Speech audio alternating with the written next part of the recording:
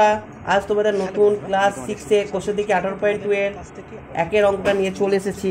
দেখো কি বলেছে, যে এই একটা 12, 16, 20, 24 একটা সংখ্যা, যে ক্ষুদ্রতম একটা পূর্ণবর্গ সংখ্যা বার করেছে যাতে এর দ্বারা বিভাজ্য হয়। তাহলে আমি কি বলবো, দেখো এই সংখ্যাকে প্রথম আমি এটাকে লসাগু করবো। প্রথমে 2 দিয়ে দিচ্ছি, 6, 2 দিয়ে 8, 10, 2 দিয়ে হচ্ছে 12। এটাকে আবার আমি 2 দিয়ে ভাঙছি, দেখো 3, 4, 5, 6। আবার 2 দিয়ে দিচ্ছি, দেখো 3, 2, 5, 3।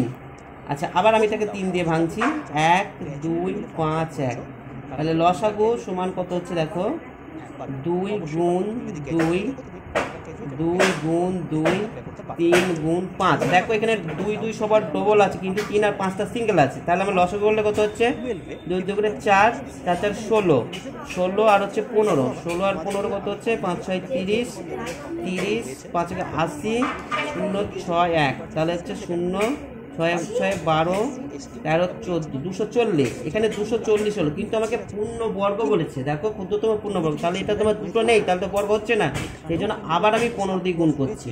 তাহলে 240-কে 15 দিয়ে গুণ করে কত হচ্ছে, দেখো আমি শূন্যটা এখন ধরছি না, 4 5 20, 5 2 10 12, 4 1 4 2।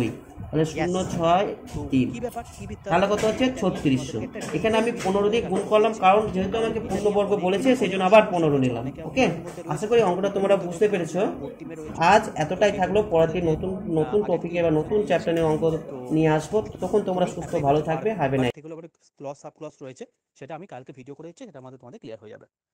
3 নাম্বার তোমাদের প্রশ্ন যেটা, সেটা হচ্ছে 16 সেপ্টেম্বর যে রেলওয়ে ব্যাচটা শুরু হয়েছে এনটিপিসির, সেটা আমি অ্যাডমিশন হতে চাই। তোমাদেরকে দেখো